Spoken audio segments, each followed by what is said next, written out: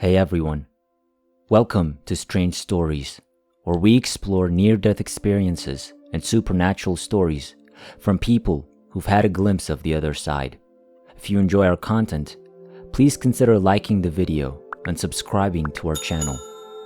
Without further ado, let's get to the story of the day. My first experience came when I was about 6 or 7 years old.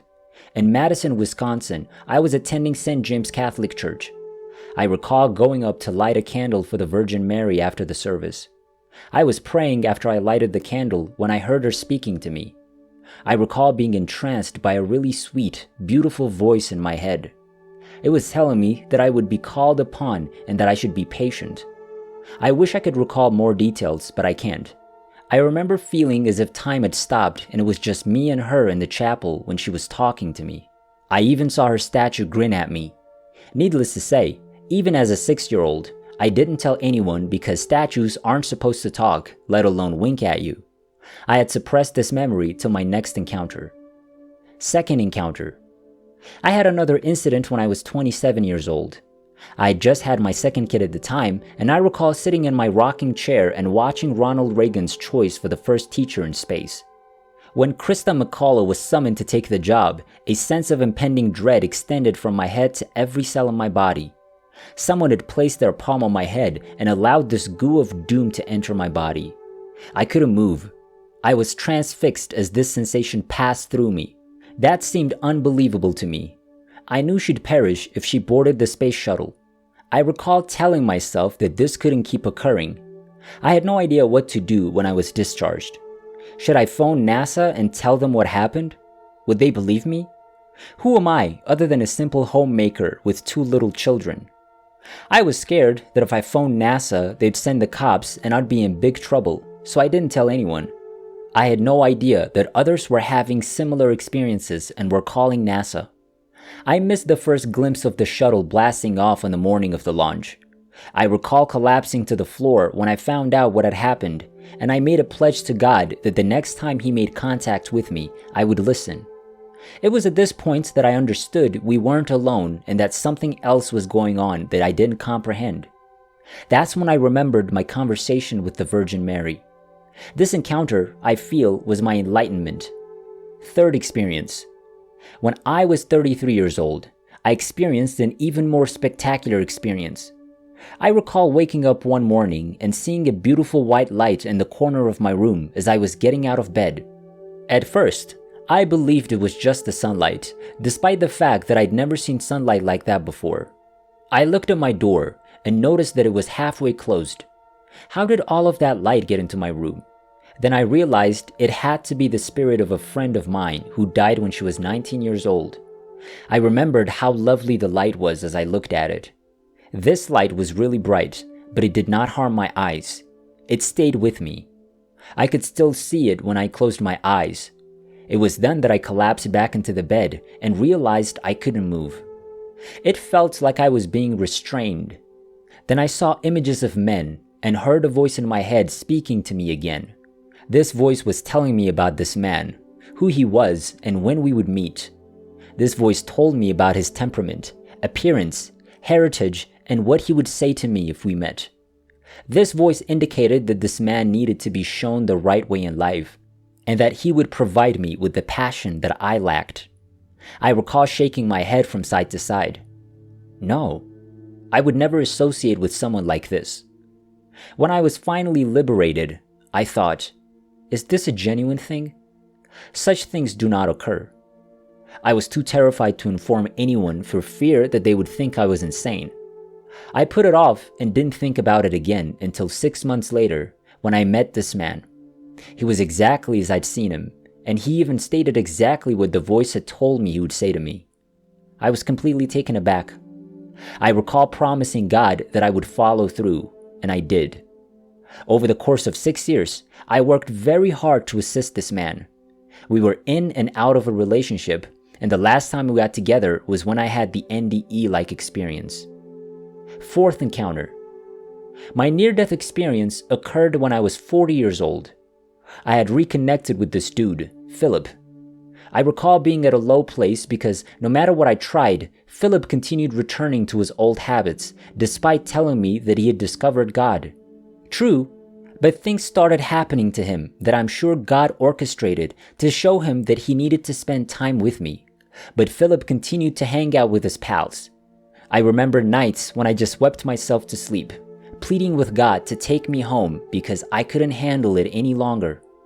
One night, as I begged God to take me home, I suddenly fell asleep, and the next thing I knew, I was in a location surrounded by white light.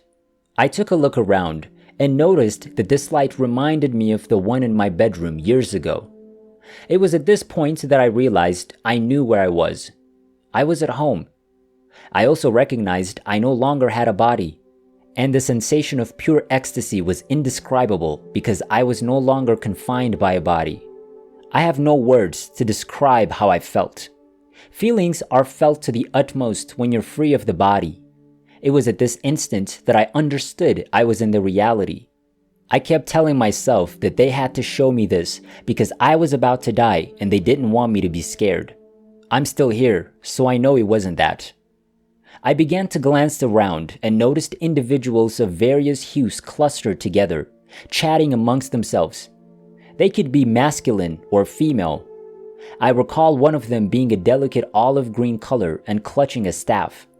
I wondered how these aliens could be communicating since they didn't have eyes, ears, mouths, or hands. I decided to check what color I was, so I stretched a portion of myself out and discovered that I was a bright, scorching pink. I recall laughing since that was a hue that I would never wear on Earth. The next thing I knew, I was being drawn into the light, and what a magnificent sensation it was. The light entered me and enveloped me in unconditional love. I became a part of it, and it taught me that we needed to see with our emotions rather than our eyes. We must love selflessly and frequently, to be sympathetic and understanding, and to perceive with our hearts rather than our eyes. We are all linked. We are acquainted. This loving light was all of us, all things. It was too gorgeous and perfect for me to leave. I felt myself drawn toward the gathering of beings I had observed earlier. I was being drawn into a location that looked like an entrance of some type, and when I was above the opening, I was afraid I'd fall through it. I was floating there when I noticed another entity hurry up to me. I was being drawn to this entity that was royal purple in color. I heard this being's name, Kevin, and the olive green being say something to me telepathically. This is the one you'll be seeing next. I was thinking to myself, do you want me to spend time with my ex-brother-in-law? At the time, that was the only Kevin I knew. As it got closer, I recognized it as being a different being. It was fantastic when we embraced. It seemed like 10 billion explosions of love energy exploded all around and within me. Ecstasy personified. It was boundless love. That is the greatest way I can explain it. Nothing we can experience on Earth compares to this sensation. I didn't want to let this being go. When I come home, I can't wait to hug everyone. The next thing I knew, I was in a long hall with one end that seemed to go on forever. I saw a throne with a being seated on it. I didn't glance up to see its face since I knew I shouldn't. I was bouncing all over the place because I knew I was in God's presence. Oh my God, it's God, I kept saying to myself again and over. I heard God's voice as I began to calm down. I have no words to describe it other than that it was alive. It felt as if God could end everything on earth with the power of a single word. You were aware of the strength of his voice. I was humiliated. I felt small, insignificant, and yet cherished. This voice spoke to me from above. It seemed as if God showed me a body on a throne to give me something to grasp while all of this was going on. He asked how things were going with Philip, and I told him everything was okay. God then asked, "Tell me how he's truly doing." I felt that I couldn't deceive God, so I told him that things were not going well. God then inquired what I imagined would happen if he separated me from him. At the time, I believed God wants me to return home, and I stated that if I died, Philip would completely lose it. Then God said, "I believe I know my son better than that." He went on to remark that what was crucial was that Philip had him completely in his heart and that he would have to take over. He asked whether that was okay with me. I concurred. "What do you want?" God then inquired. It was unbelievable to me. Here I was, given the greatest gift of all, knowledge of heaven, understanding that we do not die, and knowing that God wants to know what I want. All I could think of was how much I wished my children were present. I told him this, and the next thing I know, I awoke with a start in bed. I wanted to run around and tell everyone that I'd gone to heaven and that we don't die. The realization set in. If I did this, everyone would think I was insane. I must admit that I was on cloud 9 for months and had the largest smile on my face. I knew. I finally told my 3 children. I've told a few individuals pieces of my experience, but never the complete thing for fear of sounding insane.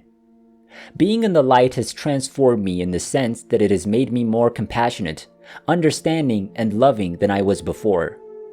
When my relationship with Philip ended, I witnessed occurrences that revealed to me where I needed to go next. I was laid off, but I was offered a position in Louisville, Kentucky. I knew I needed to come here. What I didn't realize was that I was visiting a cousin. I observed how God had orchestrated my relocation down here and how He had ensured that I had a relative here to assist me. When I arrived, I told my cousin that I knew I was going to meet someone here, and that someone was Kevin. 5th experience. 2 or 3 weeks before meeting Kevin, I experienced another NDE-like experience. I knew I'd return to heaven, but this time it was surrounded by snow-capped mountains like in Switzerland. I recall having fun in the snow with a man in his late 20s. I couldn't see his face, but I knew his age range and that he adored Switzerland. I'd been on cloud 9 for days when I awoke. A few weeks later, I received an email from Kevin who informed me of his age, which was 28.